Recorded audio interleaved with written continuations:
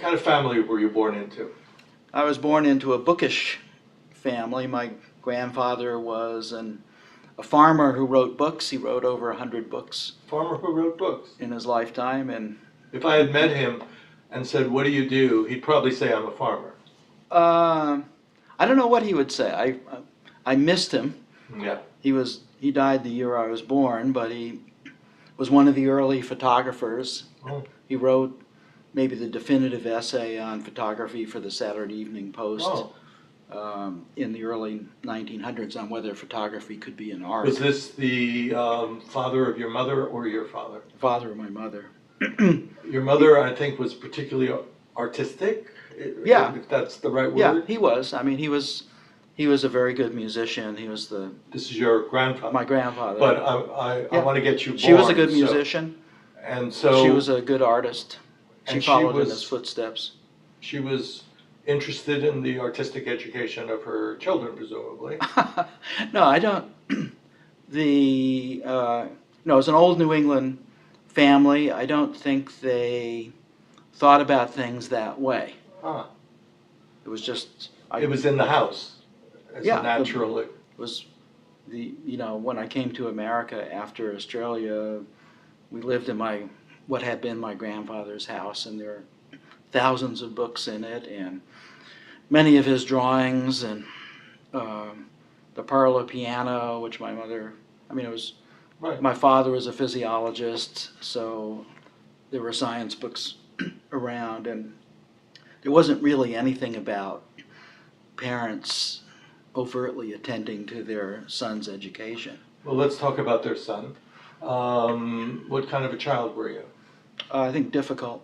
Difficult? Yeah. Still, presumably. Willful. Willful. Very immature, very small for my age. Happy to compete with adults in things that would impress adults.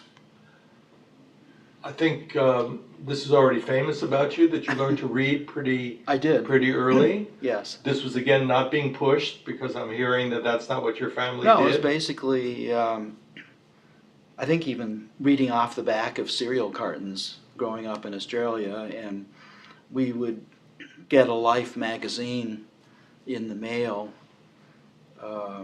every week or so, delayed from the United States, and that was a perfect thing to learn to read from, because it had pictures that helped understand what the captions were about, and of course I was read to. That is probably the biggest way of getting any child to read early.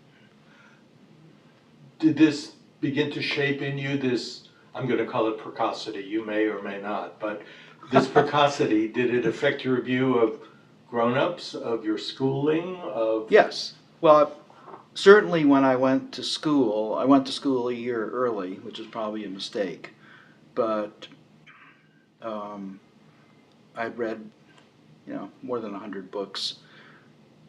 Most of them not adult books. I'd probably read only a few adult books. One of them was Edith Hamilton's Mythology, which is a favorite of mine. Classic, yes. Fabulous book, and it was probably the first one I read all the way to the end, and that was important because I love the Greek myths, but what was important about that book for me was she had the Norse myths at the end of it, and they were very, very similar to the Greek myths, and that was the first time I'd ever run into the idea that these are just stories.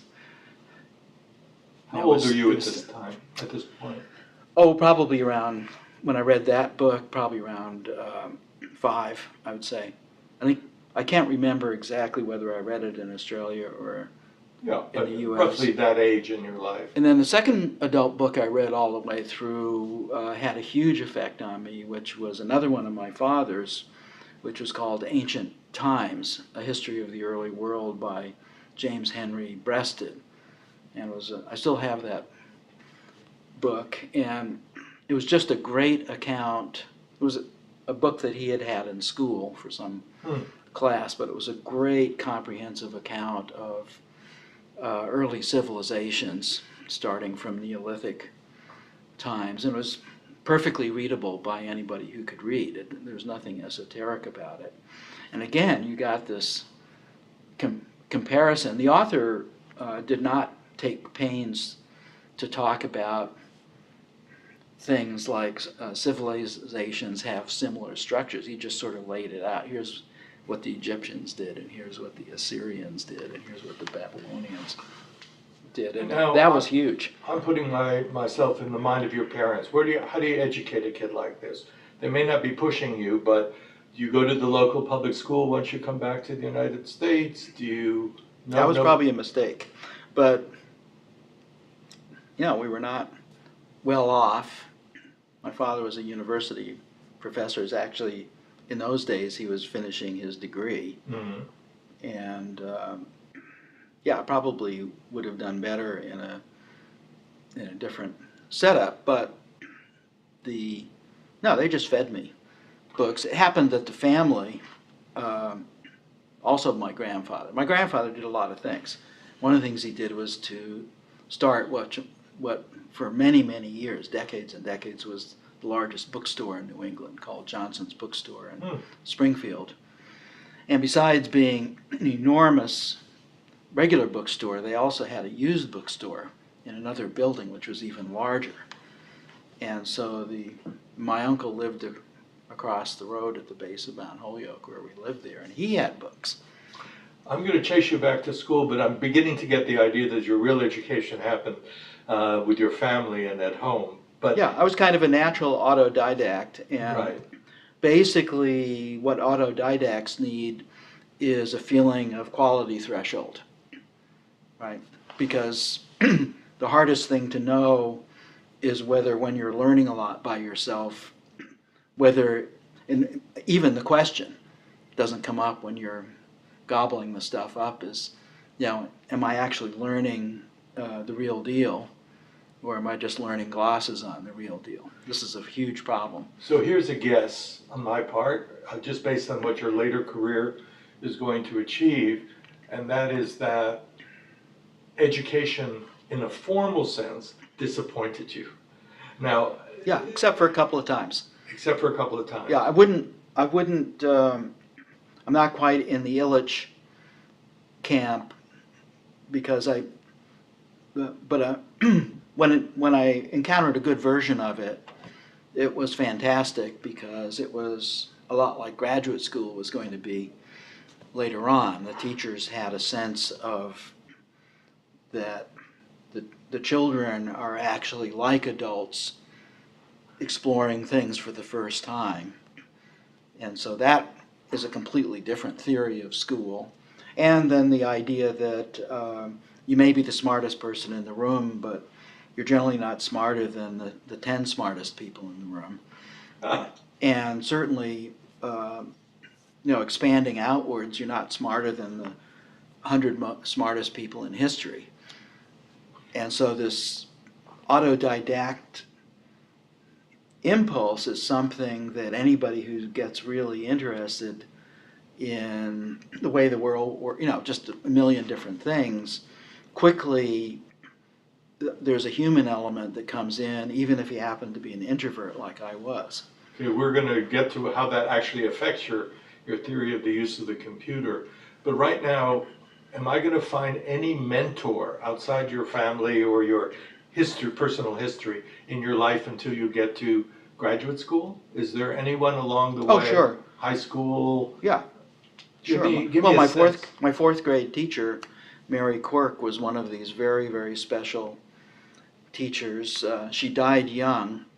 When I started doing education things myself, my first impulse was to track her down, and found that she had died, I guess, at the age of 49.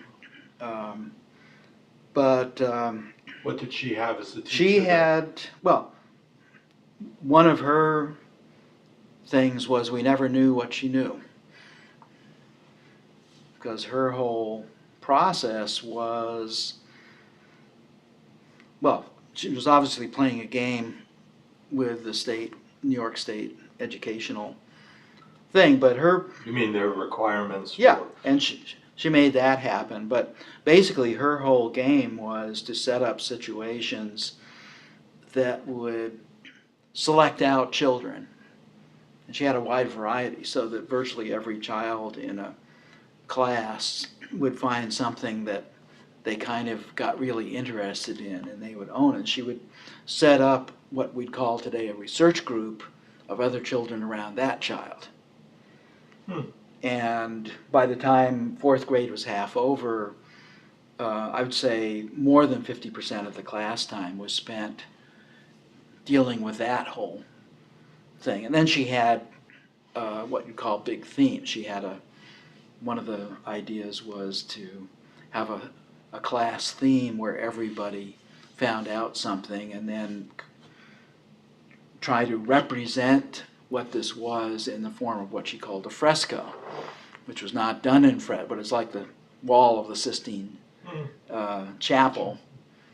And every child would wind up doing a drawing that happened to be the oceans when I was there. So every child got to find out something special about it, report on it, but then the whole class project was organized together, and the kids that could see perspective like me helped do the organization. Is that what you have called social thinking, when sort of the individual elements come together? Yeah, it's not like democracy.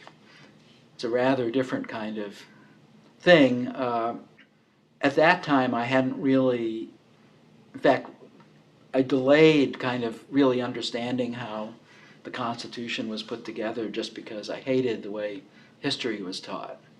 I liked my ancient history stuff, but it wasn't till I was in my 20s and into my 30s that I really went to town on just how this country got invented. And of course, Madison's notes on the Constitutional Convention were very complete and released 50 years after his death, and there are some annotated books on this also. So I was able to look at that rather closely, and it reminded me very much of this class. It reminded me very much of grad school, the ARPA research community. Well, that we're going to talk about. Yeah, we'll get there. But this is very important as the foundation. I may be very literal minded, but so far I'm talking to a humanist. Yeah. And which whatever you that have means. remained. Whatever that means. Whatever I that am. means, fair enough. And to use another whatever that means, I want somehow to introduce technology into your education or aspiration. Where does that show up? Well, I think the thing is, you know, the Greek root of technology is their term for anything humans make. Depending on what era of Greece you looked at, sometimes they held off the fine arts from it, but most of the time they meant anything. And the Latin root ars, ars, meant the same thing. So when Ben Franklin uttered this old Latin motto, life is short and art is long, what he meant by art was not just fine arts, but art. But in our time of specialists, and of course that it's post not only classical but post-Jeffersonian, there's a point where somebody sends you, this is really a question, somebody sends you into either engineering or technology where you can at least master formal tools. Sure, that was easy. I don't know exactly what the root of it was, but as early as I can remember, which is certainly 4 or 5, I was interested in jet planes, which were a new thing. I was interested in rockets. So the uncle who now owned the family bookstore got me, I think when I was 7, a copy of Rockets, Missiles, and Space Travel by Willy Ley, who wrote, actually there are many editions of that book, and so I avidly devoured it. It was partly about German weapons, because a lot of them used rocketry in one form or another. Part of it was about how these things actually worked, which I didn't completely understand. The thing that stuck in my mind was these things that are called Hohmann orbits.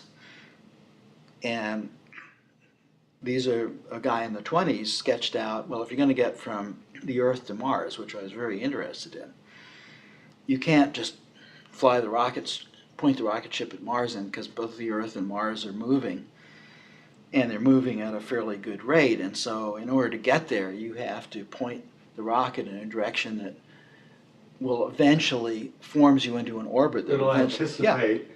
And so that was one of the first times I got introduced with what I would call nonlinear thinking, in that the world of gravitational fields is not the world that we experience on Earth, and you just don't point and aim. You have this other thing going. That made a huge impression on me.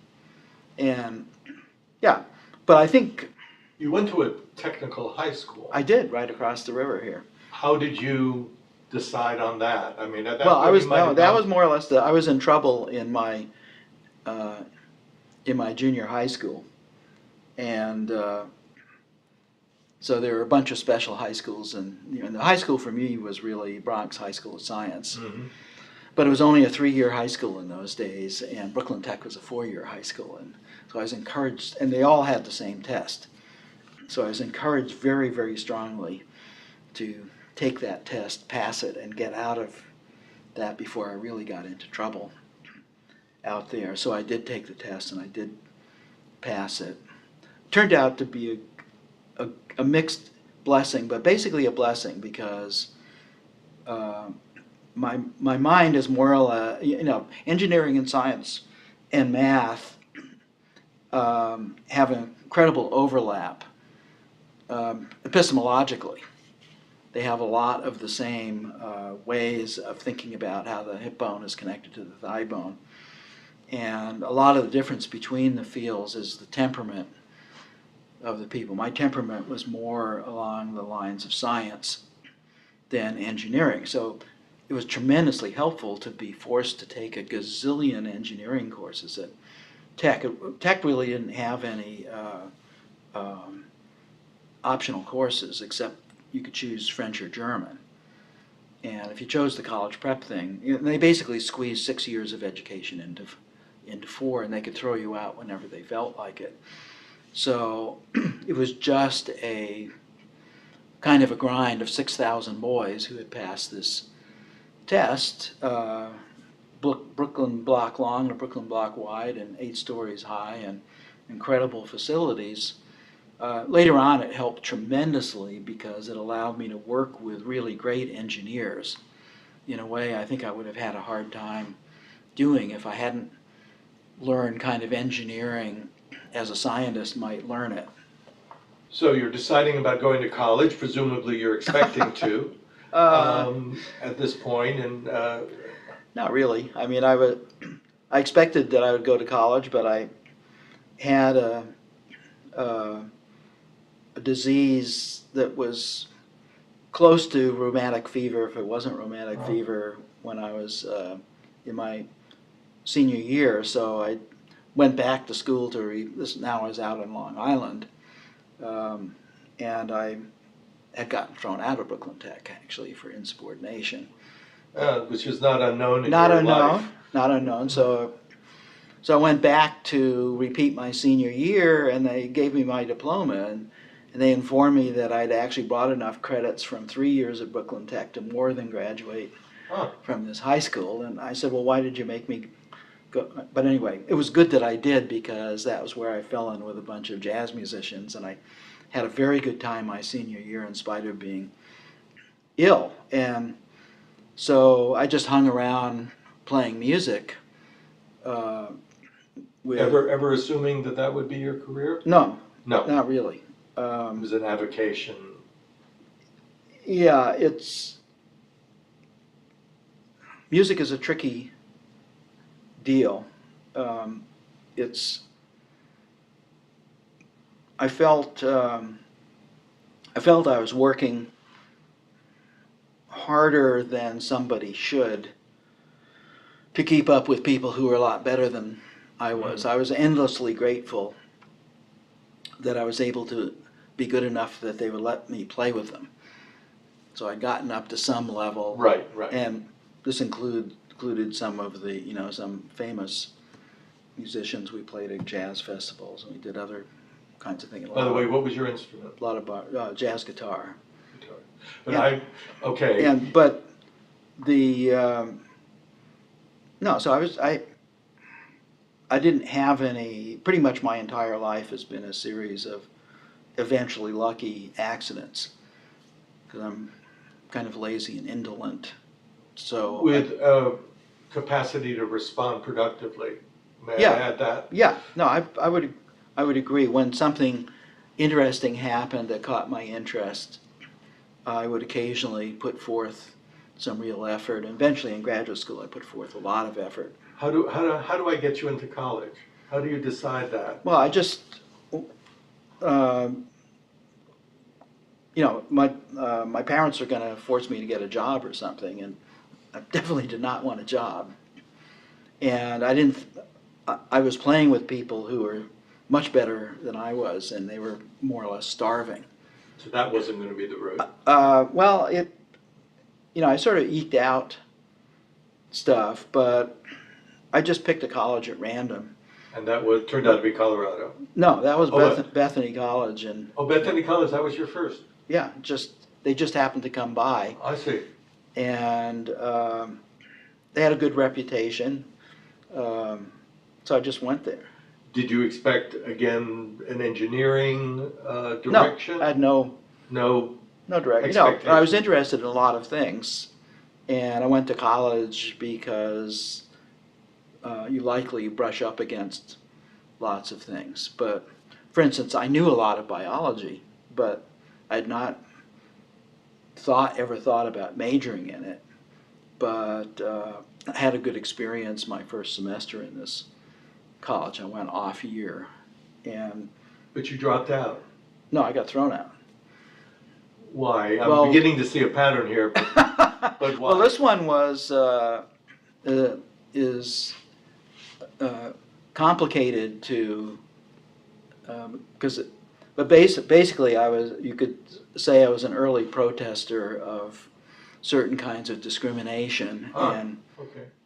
made my protests known, and there were a variety of forces inside the college that I was surprised.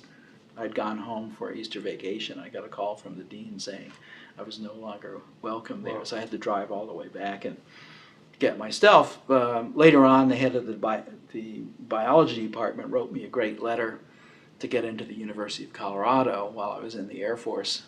Let's spend some time in the Air Force, Okay. because I think that's important in your development as a computer thinker. Well, it was an outlet.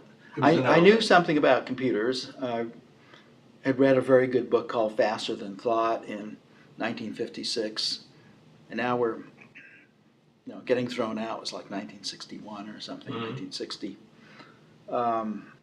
And so I knew what they were, I knew a little bit. I'd done a little plug board programming with my friend, fellow jazz musician who was working for United Airlines. So I knew a little bit, but I actually got drafted. And I did not want to go into the Army, and so I turned to my reading skills and I started reading things. And one of the things I found out fairly easily was that if you're drafted into the Army, you had the option of passing a test for officer training of some kind to one of the volunteer services. And then I went to talk to the Air Force people and read their stuff, and they had a program for becoming an officer, flying for a year, and they'd put you through the rest of college. So I thought, oh, that's good. It makes sense.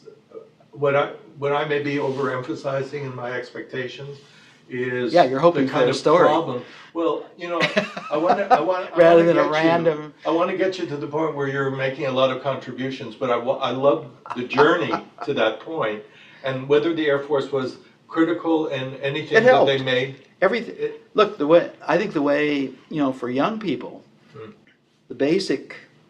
John Lennon had this great line. He says, "Life is what happens to you while you're making plans." Right. And I was even further than that because I didn't make that many plans.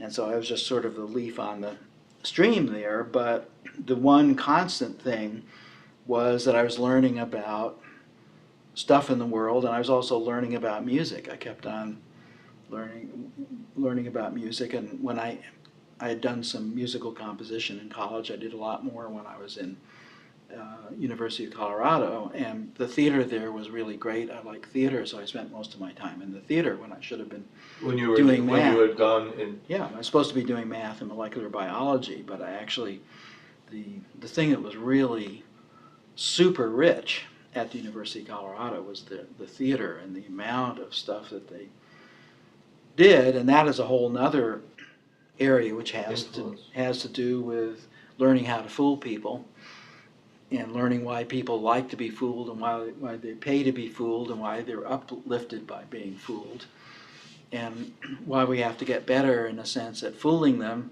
on the one hand, but teaching them science so that they know when not to be fooled on the other.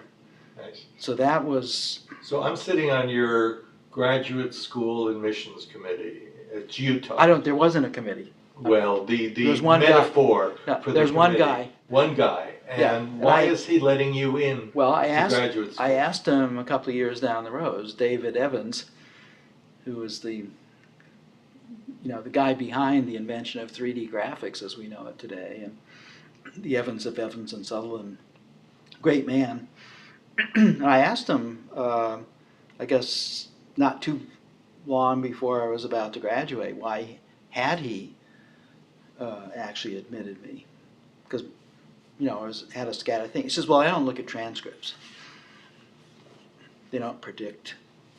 In fact, straight A's as an undergraduate is not a terribly good sign if you're going to a research university. It means you're too compliant, too willing to cope with it. He says, I only look at resumes. And you had an interesting resume. And I found out later because I got on the faculty after I got my PhD, so I got to see it from the other side. Yes. And what would happen at about the 2-year point, so what Dave would do is bring in people, he would over-admit, because he had lots of money from ARPA. He'd over-admit. He wouldn't try to figure things out ahead of time. He treated the graduate students like they were made out of gold. We all had huge travel budgets. We were encouraged to travel around. We were all the graduate students in the ARPA community were treated like researchers who just hadn't gotten their PhDs yet. Right. So there wasn't a class system the way there is today. And at the 2-year point, the faculty would sit around and discuss a grad student as, where the term they would use is this a real person or not. And if they decided that that person was a real person, they would go on to get their PhD. And if they weren't a real person, that person would get a master's and would go out through the other door. A lot of different graduate programs did that in those days. That's the way they did it.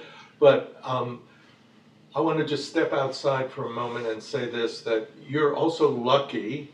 Things happen to you. Very lucky. No, but lucky for a generation, too. I'm not just talking about individual in the sense that money was available. You mentioned ARPA, Absolutely. But some of the viewers of this might not even know what ARPA is. So what is happening in the support of technological thinking and research at this point? Well, to make it as simple as possible, technology had a lot to do with World War II. It wasn't the atomic bomb that was the big factor, but radar. And a lot of the good ideas in radar were invented in different places in the world, but the British had come up with a device that would produce really high energy electromagnetic waves at a good frequency, and they gave it to the Americans, who developed it at MIT. And so the entire zeitgeist that happened in Building 20 at MIT that resulted in almost 200 different radar systems in just 3.5 years, invented and engineered and manufactured and installed in this short period we're in World War II, turned the tide because it allowed them to get after the submarines and keep the supply lines open. War is actually unglamorous when you actually look at the logistics of it. It's all about supply lines. Right. And so that group and Vannevar Bush, who was President Roosevelt Science, who was also a professor at MIT, there was an old boys club, really was, and they were a good one for us because they were caretakers. So it's the Department of Defense that, after the war, is shepherding. The war never ended because the Cold War started almost immediately, and a lot of the people who had been even junior researchers, like one of them was Jerome Reasoner, who became president of MIT and President Kennedy's science advisor 15, 17 years later. So there was a continuity. And so there was a whole bunch of money spent during the 50s for the SAGE early warning system that is now our flight control for airlines, but was originally done to detect Russian bombers and required some serious computer design and some serious computer manufacturing, and a bunch of things like that happened in the 50s. And now you walk in and then the 60s happened, and they had money left over from the moon program as it moved to NASA, and they decided to fund a psychologist at MIT and in that area by the name of Licklider, who set up the information processing part of the Advanced Research Projects Agency, ARPA, which had been set up to deal with Sputnik and rockets, missiles, and space travel for real. And this guy happened to be completely enlightened, and he was wise to not try to define goals. He had a vision. The vision was big, and what he wanted was the smartest people he could find who had ideas about how to make that vision real. He didn't care if they disagreed with each other.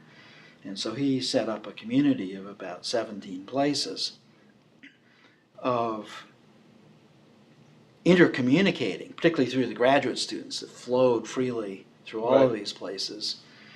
Not terribly in agreement, but sometimes, but a community that really knew how to argue in a productive way, a way that I wish everybody knew how to do, because that form of argument is not designed to win the argument, it's designed to look at every side of something using the fact that people have different perspectives.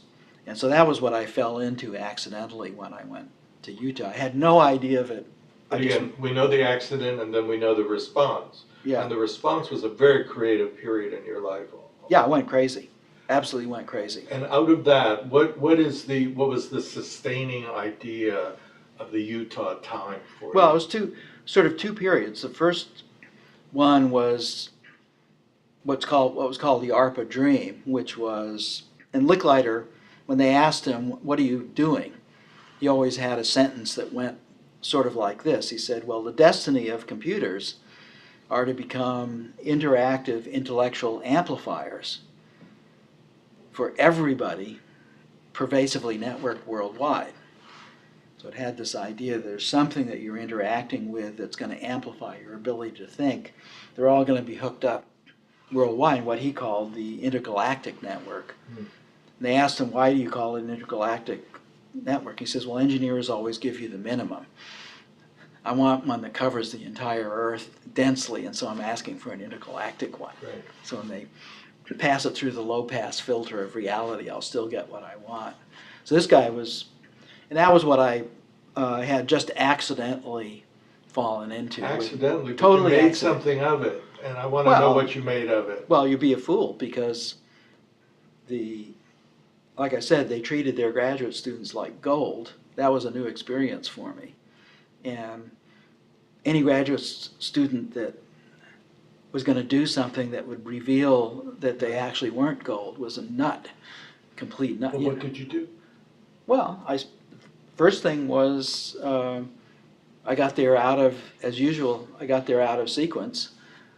And so Dave, had a couple of months before classes started, and Dave asked me, what do you want to do? And I said, well, if it were up to me, because I programmed for 4 years in the Air Force, but I don't know anything. I would go to the library and read everything that's been written about computing going back into the 50s, and I'd Xerox anything interesting for rereading later. So he gave me a budget, and that's what I did. So I spent my first 2 months there reading, geez, I don't know, thousands, decades worth of stuff, thousands of papers. So the second one came maybe a year and a half after I got into grad school. I'd heard a talk by Marvin Minsky, the AI guy from MIT. He'd come out to Utah. And it was a fantastic talk, and anybody who's interested can look at his Turing Award lecture, which came a little bit later, but it had many of the same themes, and quite a bit of that talk was about the work that he had been doing with Seymour Papert, and the work that Seymour Papert had been doing with children, and this language that they had come up with called Logo. And because I was designing, my thesis project was a desktop computer with Windows and an object-oriented language. And was this a shocking goal or natural? I mean, did you? Well, the object idea came from a lot of different places, and it would exhaust an hour to explain where they all came from. But fortunately, I wrote them all down in a history, which is readily available, called The Early History of Smalltalk, for people who are interested. But just a bunch of different kinds of things, and especially from seeing this Ivan Sutherland thesis about computer graphics, which had a kind of a use of objects, and math background and biology. You can think of cells as being like objects. So they are kind of containers of process and state. And anyway, so I'd started thinking about modeling everything, because the simplest way of thinking about modeling things is if you only use computers to model things with, you can never run out of expressive power. They connect to each other, you go inside, you have more of them. And so it's a very simple idea. I started doing things with it, and then another set of lucky circumstances got me to have to use these ideas right away, and doing this early desktop computer. And the idea of Windows was kind of around then, and we used it, and this was an object-oriented. So it's a whole set of stuff there that would be eerily like the present. There was kind of a first pass to what we later did at Xerox PARC. Why even think about a personal computer? Why isn't it enough at this stage in history to think about its sort of mass use? Well, I think so. The question of if you could interact with the computer, what is that going to be, especially if you're interested in amplification of one? Like, you should be able to design something you haven't built yet and simulate it, and when you build a bridge, it won't fall down. That was what Sketchpad was all about. So Ivan had the whole deal. And it was on a computer of this, maybe a half an acre in size. Right. So it was a personal computer for one person at 3 o'clock in the morning at Right. Lincoln Labs, but it was one of these air defense computers. And the prevailing idea was computers are so expensive, we have to timeshare them. The problem with timesharing them is it is very hard to do interaction in terms of milliseconds when the computer is trying to deal with 50 or 60 people on it. And so people started building smart terminals, but the terminals weren't smart enough. And there was this joke that if you build a smart enough terminal, it's a computer all by itself and eventually buds off like a bacterium dividing. And the guy who did this big computer that Ivan Sutherland worked on also did, for my money, the first personal computer, which was done for biomedical people who needed to do real-time experiments on nerve cells of various kinds. And he did it as, it wasn't small by today's standards, it was kind of a cabinet and a thing on a desk, but it had everything that we would assign to a personal computer, and quite a few of them were built. The early ones were all assembled by the people who were going to use them, because this guy, Wes Clark, did it as a kit. And so this idea was around. The problem was you didn't get enough computing power.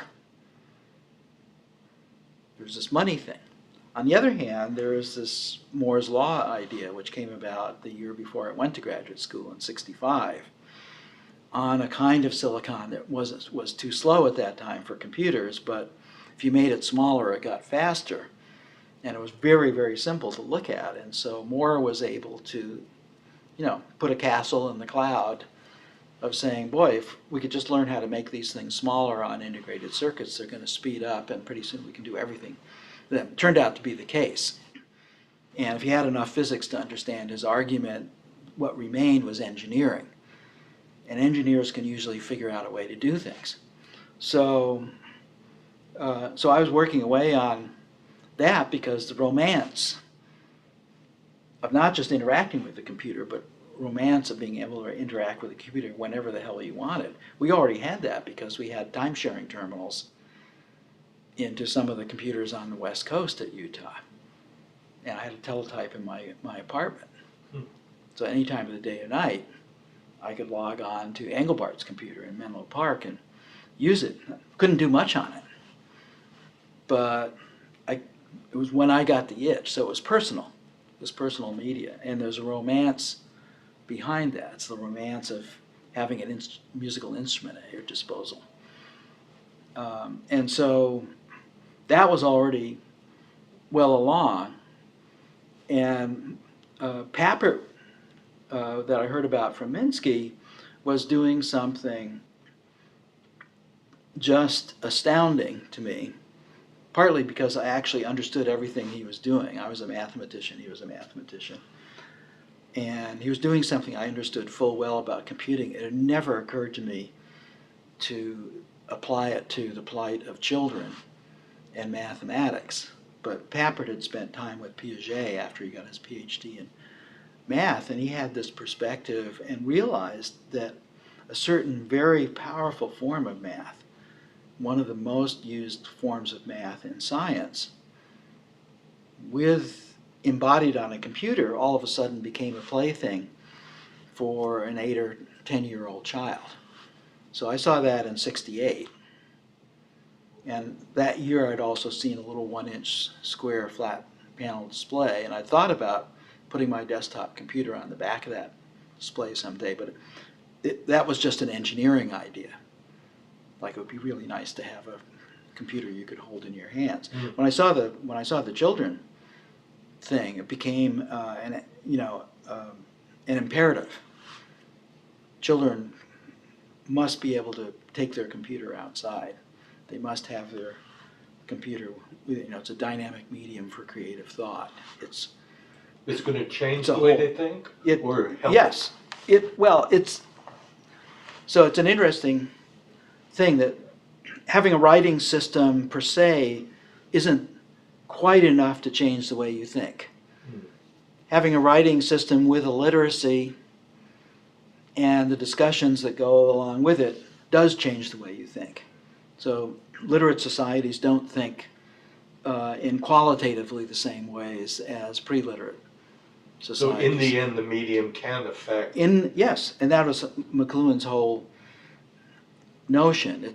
His idea was what's important about any medium is what you have to become in order to make fluent use of it, because something has to happen in here. And Papert was showing me something that I knew completely full well, but it was the first time I thought about, wow, you could actually bypass 10 years of bad school, and you could start children.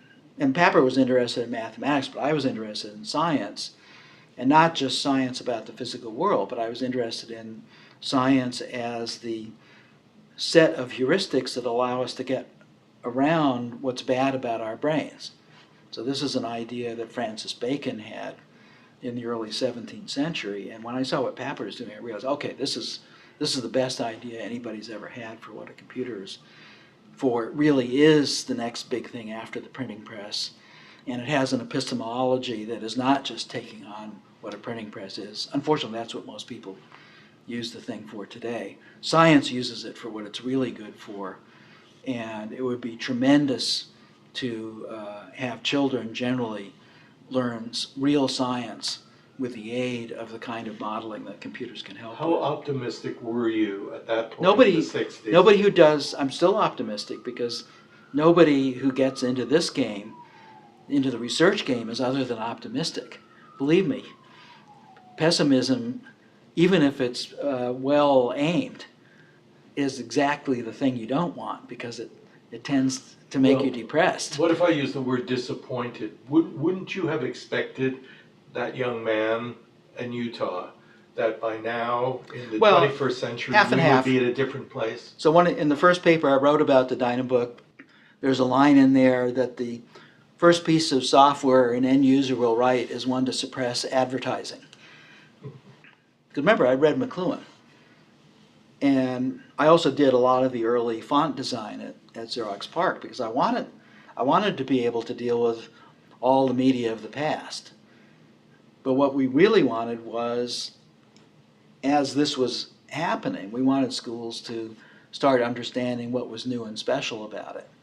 And that hasn't happened yet, although if you look at the printing press was, around 1450 or so, and there were a lot of presses in Europe 50 years later, but then we had a century full of religious wars, partly fomented by being able to print Bibles in the vernacular and Right. a whole bunch of other stuff. And it wasn't until the 17th century that the real fruits of the press started happening, which were changes in ideas about governance and changes in ideas about how to find out things about the world.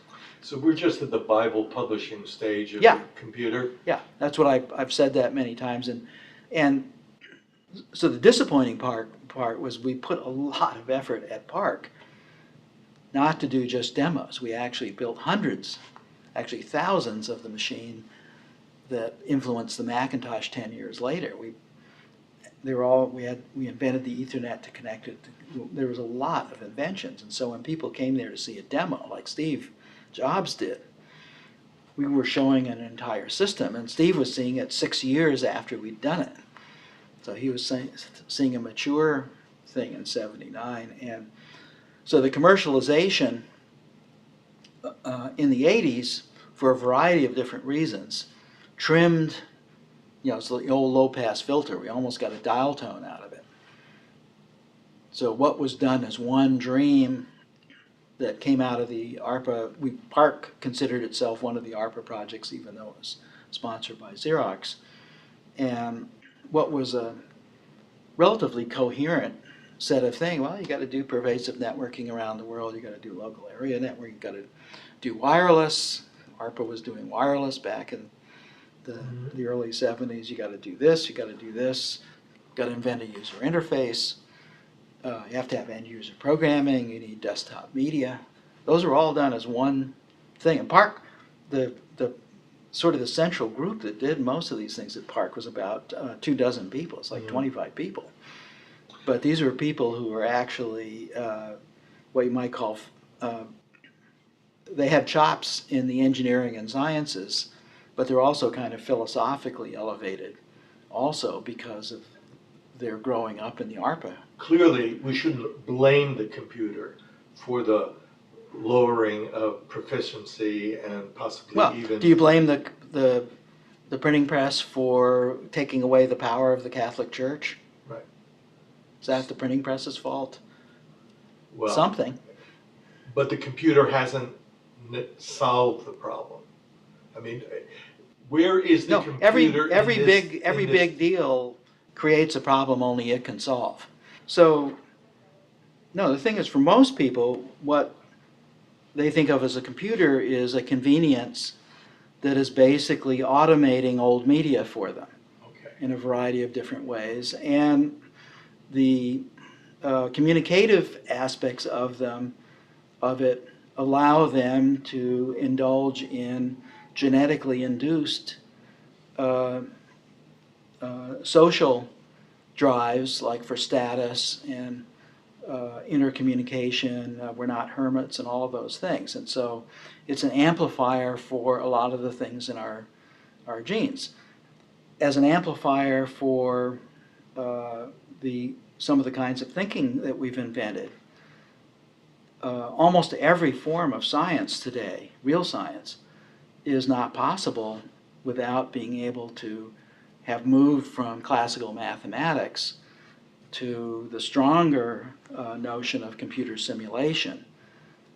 So the computer is actually bringing to life stuff that was symbols on the page, and it can bring it to life in a stronger way. So in the symbols on the page, if you're calculating planetary orbits, it's hard to calculate 3 bodies in motion, except in special cases. The computer can do n bodies trivially. And that's what we use today. It is the thing that is helping us deal with understanding what's going on with the climate. And no form of classical mathematics comes close to being able to do that, because we're talking about billions and billions of little sections of the atmosphere and of the ocean modeled and interconnecting and being run faster in time than the world is running, to give us some early warning on things that are very, very important. This goes across the board. So as an idea, it fits very strongly into this idea that whereas we're set up by a large part of our brain to react quickly to stimuli, what Kahneman calls System 1 in his book Thinking Fast and Slow, most of the things that are required of us these days, except maybe driving a car, require us to do slow thinking. And slow thinking is something that we had to, it's there, but we had to learn how to do it. Most of the intellectual inventions of the last 3,000 or 4,000 years are in the slow thinking vein. And what slow thinking is, delay action. Delay action. McLuhan had a great line. He said, hey, don't ask whether something's true or false or right or wrong. Try to find out what's going on. So a lot of what learning how to think is about is to find, it's even training, to try to get past what our common sense is trying to make of the world and try to find a way of modeling things that our brains were not set up by nature to model. That's what's powerful. And so it has some of the things that were powerful about the printing press, about mathematics and about science. But the level of reality that you can actually start probing because you have a computer helping you see, it's like the world's greatest microscope and the world's greatest telescope, but intellectually. What is your hope for the role of computer in learning as maybe education catches up with the capacity of the computer? Yeah, well, I think public education is about a lot of things besides training for jobs. If we are to remain a republic backed up by a democracy, the citizens, maybe 80% of the citizens, have to be able to argue in a reasonable way. And they have to be able to argue about ideas that are important. And so the number one thing in public education is a large percent of the population has to be brought into the main conversations in a way that their opinions are not completely trivial. So that's another one is every adult has the responsibility to help the next generation happen, whether or not you have a child of your own. This has been let go terribly. And just what does that even mean? What does it mean to be a parent, a teacher, or somebody who doesn't have children, but this is part of the responsibility we have. Third thing is richness. A rich life in adults is one of the best ways of teaching children. And the reason is that it is hard to learn important things in school to a brain that is set up to learn a culture. That's what our brains are set up to do at birth. So we're used to being immersed in the ideas. So our school is the environment around us. Montessori used this in a very powerful way. She understood it. Most schooling people in America today have no idea about this. So they have this old idea of knowledge being some fluid that you're pouring in somebody's ear, and it's a very weak way of doing things, and it's especially weak when you're dealing with modern knowledge, modern and invented knowledge. And then there are vocational kinds of things, but you don't want to let vocational things that might be, or even college things that might be an issue the last 2 years in high school, have anything to do with the epistemological things you want to do in, say, K through 8. That's where you should actually help the children have a really powerful view of the world. The most powerful view of the world that we have is the one that we should instill in them. Because it is really hard to learn. Most people, when they're presented with that powerful view of the world later in life, view it as an attack on their own identity. Because most people identify with their beliefs as reality. Their beliefs, their identity, and what they think of as reality are all the same thing, and they're none of the kind. But by the time you have committed to that for decades, it is really tough to shake.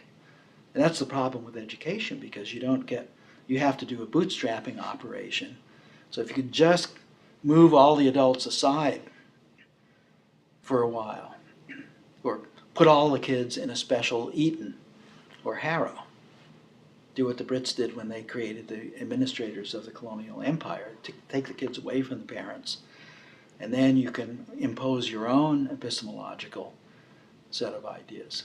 But right now, what adults want is the children to grow up more or less like them. And the adults are way off. They're living centuries behind where we are, and centuries behind the problems that we have. So this is kind of a dead end, I think, unless some form of intervention can be done that allows, remember what Loyola said, give me the child until the age of 7 and I'll give you the man. And he wasn't kidding, because that is actually up to the age of 7 is kind of where a lot of the entrenched worldviews. So if you're going to teach science and math, you want to make a kind of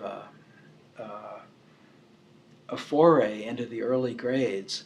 And the problem with that is you need really great adults to help.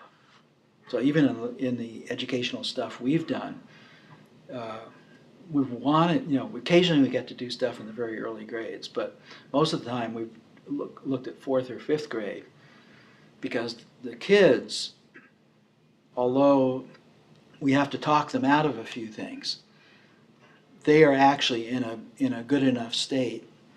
So the kids plus some stuff for them to do are actually a balance for the adults that are around them. Whereas ideally, you'd like to go much, much, much earlier.